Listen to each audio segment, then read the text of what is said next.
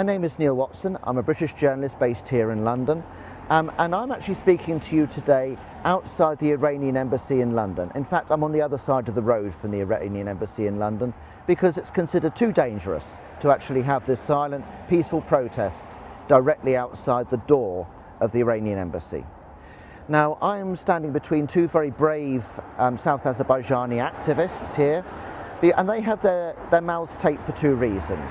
Firstly, they are not allowed to actually use their own language in their own country. They're not allowed to be taught in their own language. And that is against their human rights to actually express themselves, to teach their children in their own language. But also because they're on a 24-hour hunger strike in solidarity with some of their compatriots. And in fact, two of these are actually on the 34th day of a hunger strike in one of the major prisons in Iran, and indeed many Azerbaijani activists in Iran have been on a similar kind of hunger strike in recent times.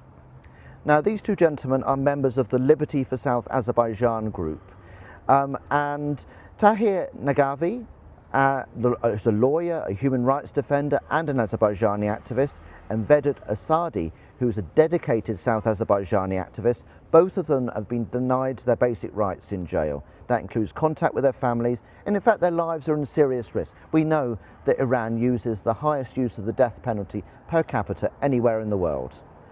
Now, inside Iran, repression is so severe that even family members and supporters who gathered peacefully near Evin prison have been arrested.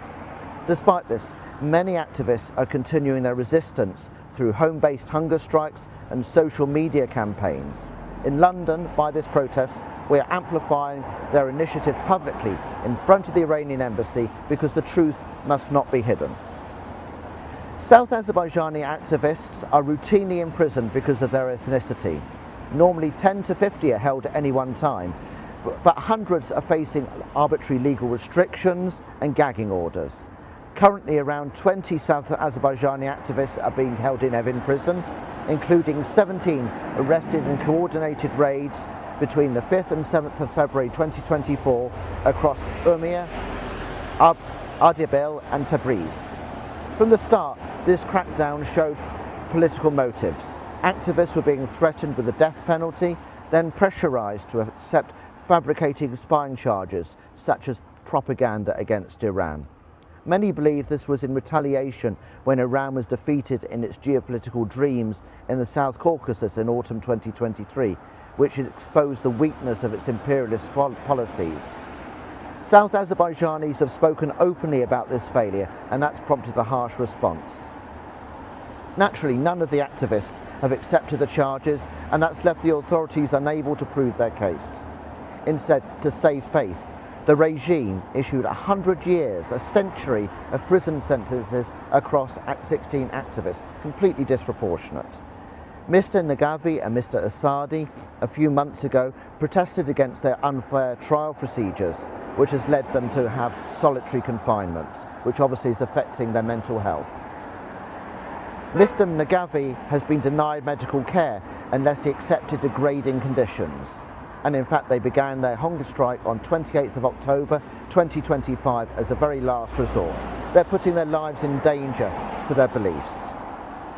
Supporters who have held sit-ins in Evin jail have been beaten and arrested, including the well-known activist Abbas Izlizani, Ali Kejru, Bezad Dashti and Yusuf Kari, who remain detained.